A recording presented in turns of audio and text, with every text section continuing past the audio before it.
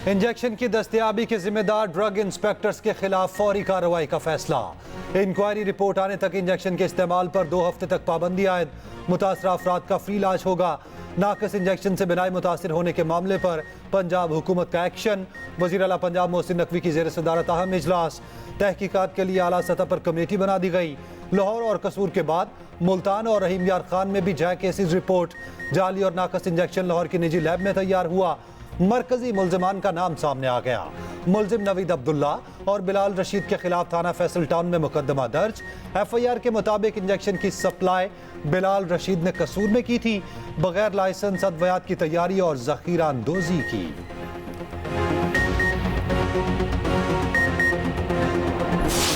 शफाफ election chairman PTI के बगैर हो सकते हैं। जेल में कैद सैकड़ों PTI कारकुनान के बगैर भी इलेक्शन मुमकिन है। वो जलाओ घिराओ और तोड़ फोड़ में मुलविस हैं। निगरान वजीर आजम अनवारुल हक काकड़ का अमरीकी खबर एजेंसी को इंटरव्यू। कहा PTI के हजारों कारकुन पर तशद्दुद वाकयात में मुलविस नहीं, वो आम इंतखाबात में हिस्सा लेंगे। चेयरमैन PTI का केस अदालत में है और अदालतें बगैर दबाव काम कर रही हैं। इल्जामात लगाना हमारे सियासी कल्चर का हिस्सा है, इस पर मैं कोई तवज्जो नहीं देता। इंतखाबात पाक फौज ने नहीं, इलेक्शन कमीशन ने कराने हैं। सिविल मिलिट्री ताल्लुकात के चैलेंजेस से इनकार नहीं, मगर सिविल मिलिट्री ताल्लुकात बहुत बेहतर हैं। ये भी कहा भारत ने कश्मीर को दुनिया की सबसे बड़ी जेल बना रखा है। 9 लाख भारतीय फौजी मकबूजा कश्मीर में हैं। कश्मीरियों को कोई सियासी आज़ादी नहीं।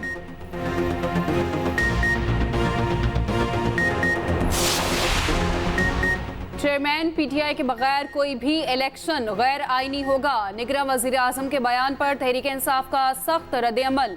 अनवारुल हक काकड़ से बयान पर फौरी वजाहत का मुतालबा।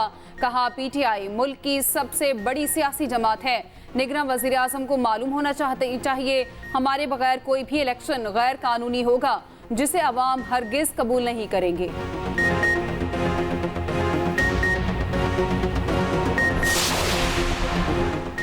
नवाज शरीफ की वापसी पर सिरफाइन शिकन परेशान है। मुजरिम अवाम के कहर से नहीं बच सकेंगे। मरियम नवाज की ललकार। आज़ाद कश्मीर के मुशावरती इजलास से खिताब में कहा नवाज शरीफ 21 अक्टूबर को वापस आ रहे हैं। वो आवाम को महंगाई से निजात दिलाने आ रहे हैं। नवाज शरीफ ने ही हमेशा आवाम को रिलीफ दिया।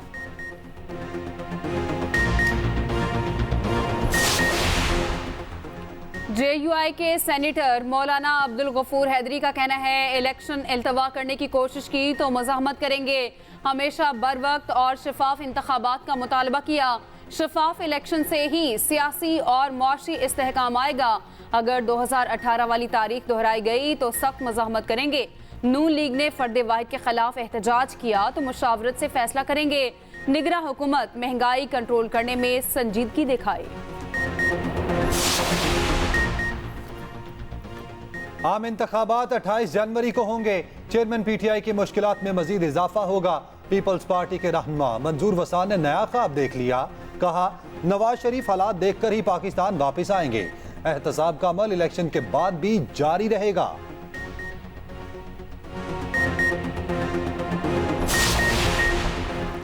चेयरमैन PTI की आज इस्लामाबाद अदालत में पेशी का मामला। अटक जेल इंतजामिया की चेयरमैन PTI को अदालत पेश करने से माजरत। जेल हुकाम ने कहा एक मुकदमे में इनका ट्रायल जेल में हो रहा है। इनकी मुंतकली सिक्योरिटी रिस्क हो सकता है। आज पेश करने से छूट दी जाए। साबिक वजीर आजम की सीनियर सिविल जज की अदालत में पेशी है।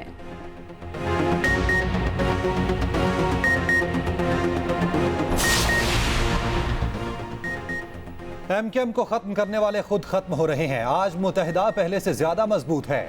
ऐवान में आम पाकिस्तानियों को पहुंचाएंगे। MKM कन्वीनर खालिद मकबूल सदीकी का कहना है मुतहदा जिदोजहद का आगाज कर रही है। एहतसाब आया तो सबके लिए आएगा। मुस्तफ़ा कमाल ने कहा कराची से जुल्म के निज़ाम को खत्म करना है। सब अब MKM के झंडे तले जमा हो रहे हैं।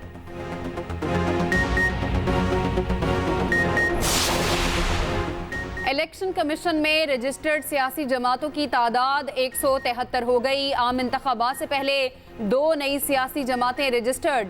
खादिमीन सिंध जमात और पाकिस्तान किसान लेबर पार्टी को दर्ज कर लिया गया।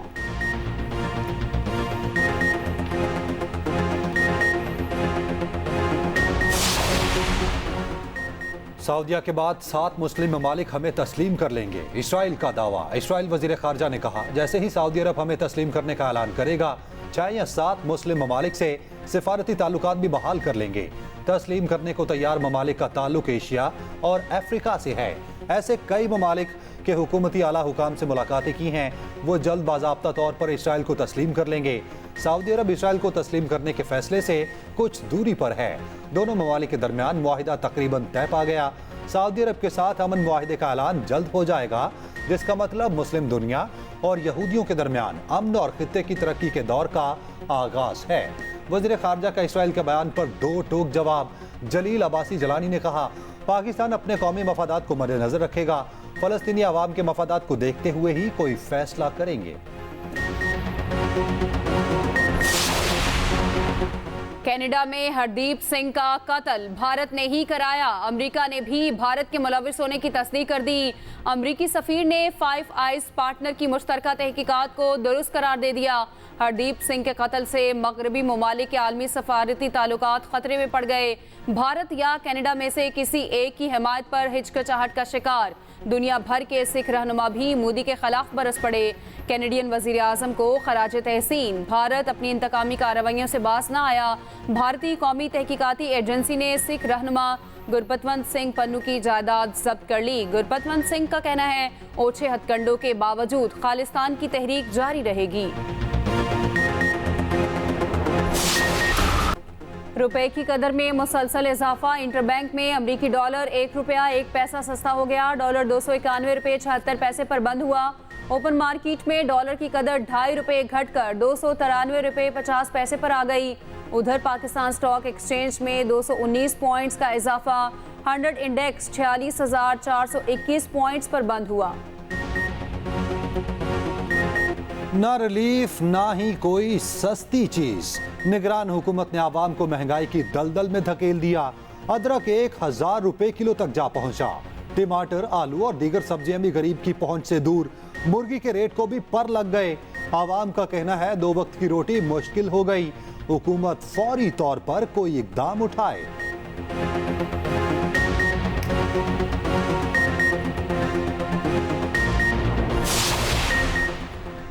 बिजली पैदा करने वालों की पांचों घी में आलमी बैंक ने इंकशाफ किया। बिजली पैदा करने वाले बहुत ज्यादा मुनाफा ले रहे हैं। कंट्री डायरेक्टर वर्ल्ड बैंक ने सेमिनार से खिताब में कहा, पाकिस्तान तंबाकू समेत समाजी तौर पर नुकसानदेह अशिया पर टैक्स बढ़ाए। सालाना 7.2 के बजाय 15 खरब टैक्स वसूल हो सकता है। रियल स्टेट और ज़राअत पर टैक्स लगना चाहिए।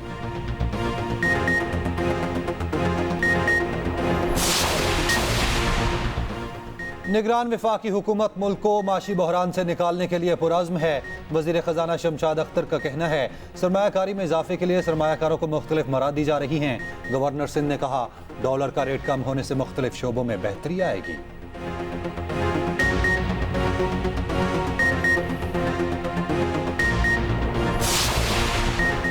कोयटा में जमात इस्लामी का महंगाई के खिलाफ धरना। सिराजुल हक कहते हैं, 75 साल गुजर गए, अंग्रेजों का कानून आज भी मौजूद है। महंगाई की वजह से आवाम का घर चलाना मुश्किल हो गया है। भारत चांद के बाद सूरज पर जा रहा है। हम आटा और चीनी के लिए सड़कों पर हैं।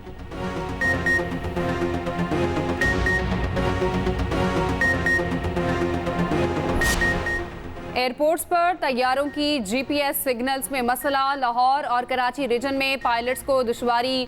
नॉटम के मुताबिक लाहौर के 100 नॉटिकल में सिग्नल में मसाइल हैं। पायलट्स को खुसूसी हिदायत जारी कर दी गई।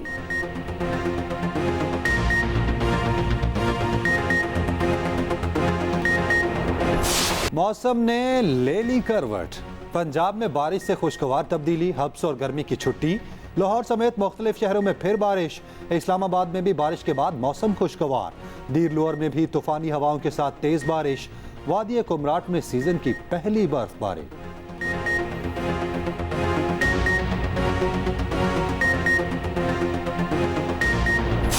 स्मोक के खात्मे के लिए चीन ने ताउन की यकीन दहानी करा दी। स्मोक का खात्मा करेंगे। ज़ख़ीरा अंदाजों के खिलाफ कार्रवाइयाँ जारी हैं।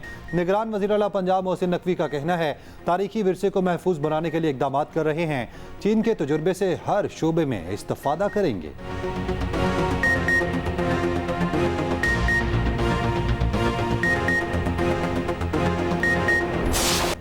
एशियन गेम्स में पाकिस्तानी हॉकी टीम का राज। पहले ही ग्रुप मैच में छा गई। सिंगापुर को 11-0 से आउट क्लास कर दिया। दूसरा ग्रुप मैच मंगल को बांग्लादेश के खिलाफ खेला जाएगा। विमेन क्रिकेट इवेंट में ग्रीन शर्ट्स को श्रीलंका के हाथों शिकस्त। वॉलीबॉल टीम का भी इवेंट में सफर तमाम। टेनिस विमेन सिंगल्स में उशना सुहेल और सारा इब्राहिम ने मैचेस जीत लिए। मेन सिंगल में अकील खान को शिकस्त।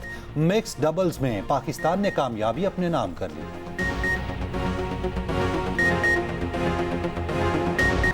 समंदरी तूफान ओफिलिया अमरीकी रियासत कैरोलिना से टकरा गया। 113 किलोमीटर घंटा की रफ्तार से हवाएं कैरोलिना और वर्जीनिया में सलामी सूरत हाल।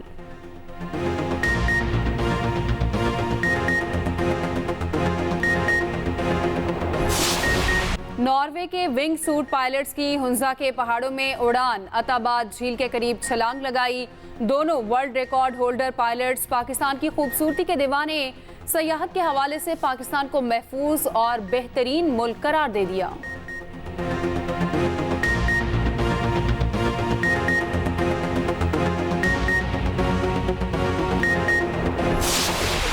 और कॉमेडी से भरपूर फिल्म ओल्ड डैड्स का ट्रेलर जारी। फिल्म 20 अक्टूबर को रिलीज होगी।